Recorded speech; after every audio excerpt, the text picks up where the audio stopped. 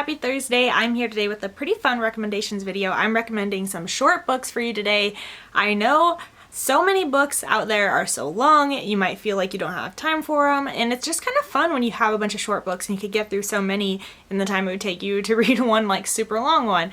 And especially with summer around, I know a lot of people don't want to like lug around a really heavy book to the beach or to their vacation on their suitcase.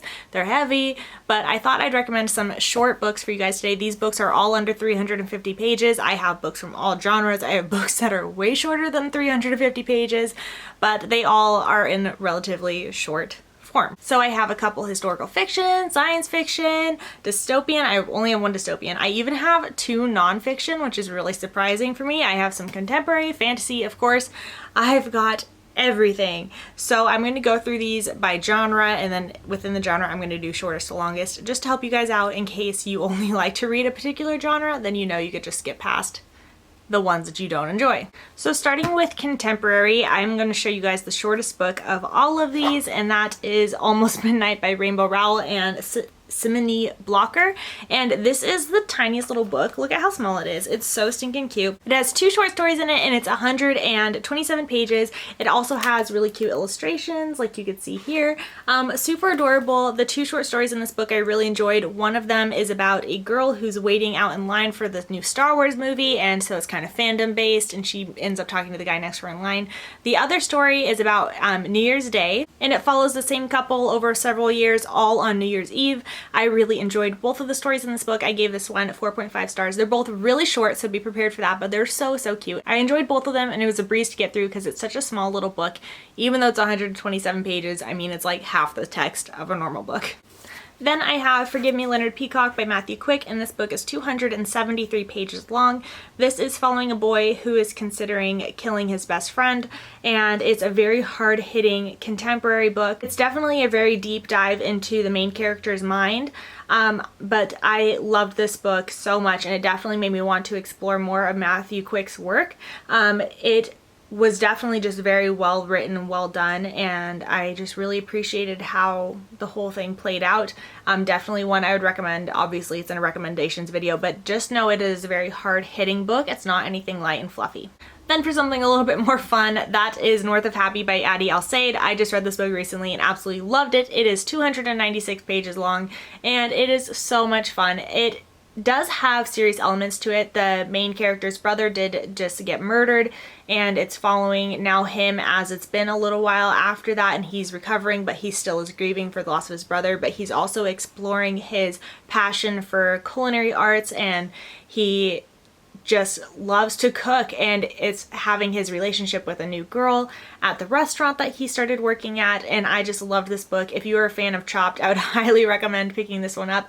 It had so much kitchen activity and lots of recipes, and I just loved it. I love anything having to do with food and cooking, and definitely one you should pick up if you do too, because it really highlights it so well, and I absolutely adored this one. Next up at 306 pages is Challenger Deep by Neal Shusterman. This book is another hard-hitting one. It is about two timelines, or two lines I guess. A boy named Caden, and one of them is he's on a ship heading towards the Marianas Trench to explore Challenger Deep, which is the deepest point in the ocean. The other timeline is Caden, and he's at high school. He's a brilliant boy. He is doing very well in school, but his friends are starting to notice he's acting kind of strange. It's an exploration of mental health. I'm not going to say much more other than that. I will highly recommend this book. I felt like it was so brilliant, and it's actually written as not in own voices because Neal Shusterman himself does not have the mental illness discussed in this book. However, his son does, and his son did help him write it and explain the experience of what he has in dealing with his mental illness. It is very well written, and definitely one of my all-time favorites. Then back to the fluffiness, I also have Josh and Hazel's Guide to Not Dating by Christina Lauren. This book is also 306 pages. It is an adult rom-com kind of book about a girl who is very quirky, and she is almost overly quirky, but she is so funny, and she kind of reminds you of Jessica Day from New Girl, and she ends up being like best friends with this guy that she knew in college. However, they never were like dated or anything in college, but they end up being best friends because she has embarrassed herself in front of him so many times that she deems herself undateable for him. But of course they end up falling in love. It's a rom-com. Now I'm going to talk about the 2 nonfiction books that I have today. I don't typically enjoy nonfiction. It's not something that I feel is easily accessible for myself. I don't usually really like get sucked into a nonfiction story. However, I have 2 here that I absolutely adored, both of them. The first one being 241 pages, and that is Hunger Makes Me a Modern Girl by Carrie Brownstein. This is written by Carrie Brownstein, and it is detailing her experience in part of the band of Sleater-Kinney, which was a riot girl band in the 90s based out of Olympia, which was a big riot girl scene, so like girl punk basically. But I love this book. I love Carrie Brownstein. I am familiar, you might be familiar with her because she is the girl that's on Portlandia, one of the creators of that, but she has had such an interesting experience. It just is basically exploring that 90s punk scene for a woman and her experience in the band itself. I really liked this. It didn't focus on her personal relationships, her personal life. Obviously that is something that is mentioned throughout the book, but it's detailing more so about the band and her journey throughout the band rather than like who she was dating at the time, what their relationship was like. I was really interested in that because those types of things aren't as interesting to me as the climb to fame, because Sleater-Kinney was a very big band. It still is a pretty big band, especially here in the Northwest where I live, and a lot of people are really familiar with them and stuff, and I really liked this book and I just flew through it. It's only 240 pages. I think I read this just in a day or two because it was so short, but I really enjoyed reading about her experience, and she has pictures in here and different things like that, which was really cool to see also. Then the other nonfiction book I have to recommend is Beneath the Surface by John Hargrove. This is 249 pages, and this is basically detailing his experience being a trainer at SeaWorld, both the good and the bad. So I was obsessed with Blackfish when it came out, that documentary about the orcas being kept at SeaWorld and orcas being kept in captivity in general. It was something that I was really passionate about. I watched that documentary probably like 10 times.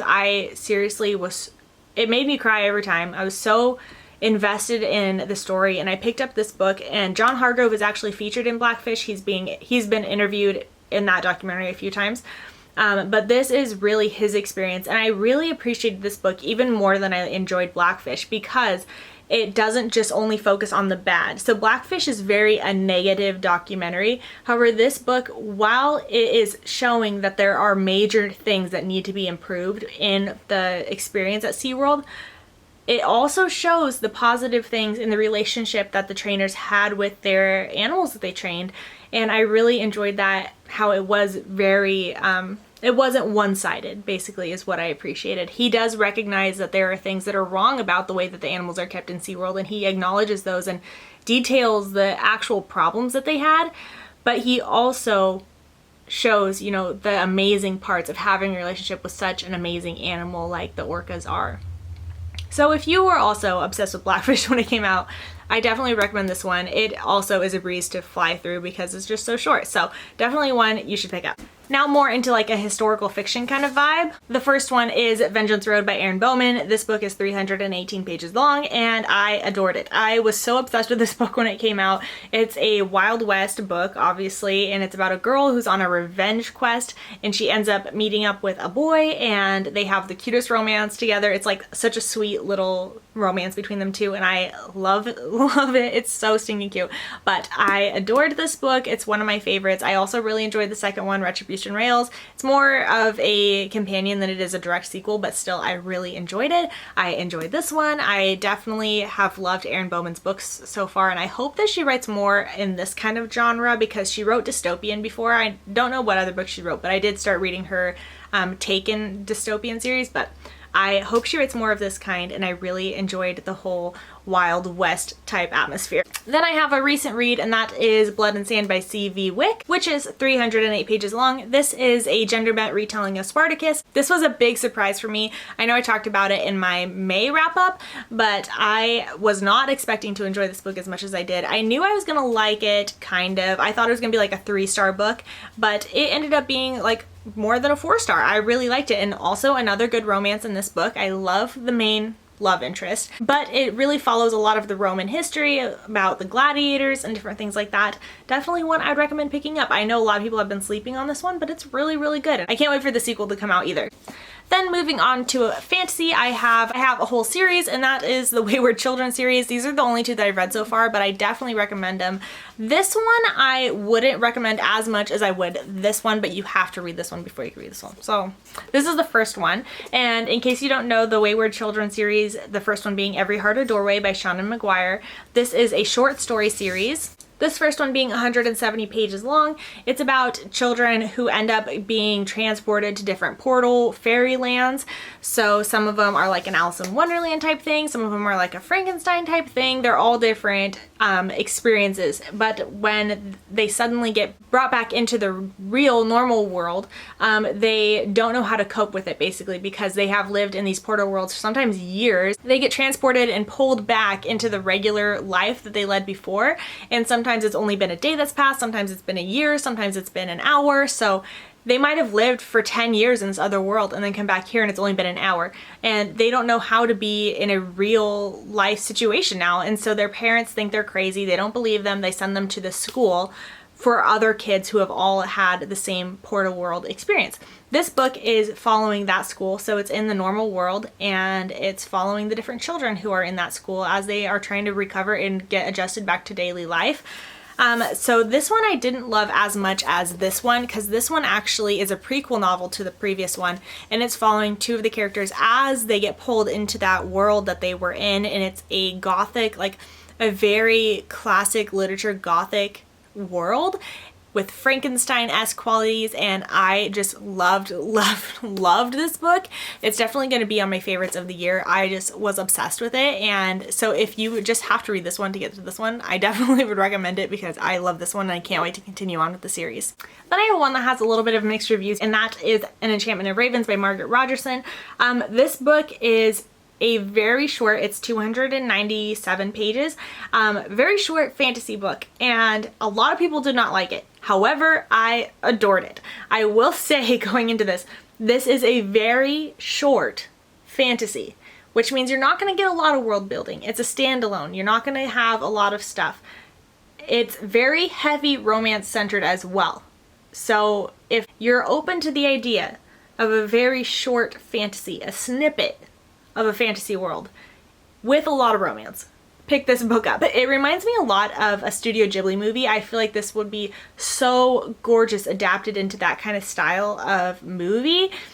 When I was reading it, that's all I could picture in my head. The descriptors are just so lush and vivid, and they travel through all these different like lands throughout where it's a different season, so it's a very autumn-esque, winter-esque, spring-esque, summer type thing. And each one was so well described. I just felt like so atmospheric and I loved it. But I know a lot of people didn't enjoy this, so take that with a grain of salt. However, if it sounds like something that's appealing to you, I would recommend giving it a chance. I mean, it's 290 pages. It can be read like super quickly over just a couple days, even if you only read a little bit each day. So, An Enchantment of Ravens. Then I have A Touch of Gold by Annie Sullivan, which is 307 pages. This book is a retelling of the King Midas tale. Not really a retelling, but just a twist on King Midas. And this one I really liked as well. This is like a good 4-star book. It's following the daughter of King Midas as he has almost accidentally killed her by touching her. And so now she is completely golden in appearance, but she still is like alive. But she is constantly being concealed from view because it's like an embarrassing kind of thing. But I really enjoyed this book. It has like a cool adventure-y aspect to it, and I thought it was really good. So I definitely would recommend this one. I know not many people have talked about it, but I really liked it. Then at 336 pages, I have Half a King by Joe Abercrombie. This is a very accessible adult fantasy. So if you are someone who typically only reads YA fantasy, or maybe not even fantasy at all, and are looking to get into the genre, this would be a good one to start with, as well as An Enchantment of Ravens. I will say that too. If you are someone who never reads fantasy and are worried about being able to like process it, Enchantment of Ravens is a perfect book for you. But this one, Half a King, is following a guy who has his throne suddenly taken away from him, and he ends up having to run away, and he gets caught into this whole life where he ends up becoming a slave and all these things, but he is the rightful heir to the throne. And so it's following his life and his journey as he's slowly making his way back to being able to take back his throne.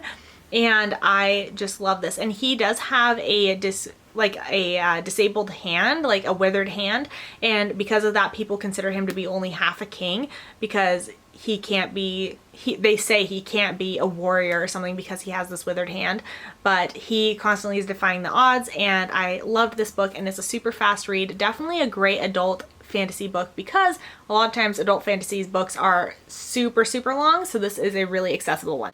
Then for my only dystopian, I have Enclave by Anna Guire. This book is 259 pages long, so very short. This is following a dystopian world where basically it's a city, but people only live in the subway tunnels, and there's this disease that has turned people into monsters above ground, so they infiltrate the tunnels sometimes, these monsters do, but they have only lived in the subway tunnels. The main girl has only lived in subway tunnels her whole life, and they have a whole way of doing things in their society and different things like that for scavenging and stuff, but they never go above ground. They always are in these subway tunnels, and they have these like communities built within there. But it's just following that kind of world and her adventures as she is exploring and finding out different things about what happened with their world, because that's all that they've known. But this is a dystopian series that I really enjoyed several years ago, and it's definitely one that I'm wanting to pick back up and read again. Definitely one I'd recommend if you're looking for a short, kind of fun, monstery, dystopian type of book. Now for my final genre, which is sci-fi. First one, the shortest one, being A Hitchhiker's Guide to the Galaxy by Douglas Adams. This book is 180 pages long, and it is a super fun, super quirky, funny kind of science fiction book. So it's just a flash to read through. It's really funny. Definitely a good representation. I had only seen the movie before I read this book, and the movie, if you saw that and you really liked it, you'll probably still enjoy these books. They're just very quirky, very fun, very funny, very fast, short science fiction books. Next up at 303 pages, I have The Loneliest Girl in the Universe by Lauren James. This book is a YA sci-fi thriller mystery kind of thing. It's about a girl who is all alone on this spaceship. Her parents were tasked to command the spaceship, and they ended up getting pregnant. They weren't supposed to have any children on this spaceship. It was just supposed to be them, the scientists, manning this spaceship on its journey, but they ended up getting pregnant and having her, and she was raised on the spaceship, and she is now the only one. Both of her parents have died. She is the only one on the spaceship, and so now she has taken over the maintenance of it and different things like that. But the company that is running this has been sending somebody out to her, but it ends up being something that might not be what it seems. This is a super fast moving and fun science fiction book. It keeps you turning the page. I could not put it down. I had to find out what happened next. I just loved this book. It's super quick, super fun. Definitely give this one a shot. Then one I've talked about quite a bit on my channel, and that is A Paradise Snare, which is the first book in the Han Solo trilogy by A.C. Crispin. This book is 306 pages long. However, it is mass market. The pages are smaller than normal, so it probably would be shorter if it was a normal size book. But this book is following Han Solo's life leading up into episode 4.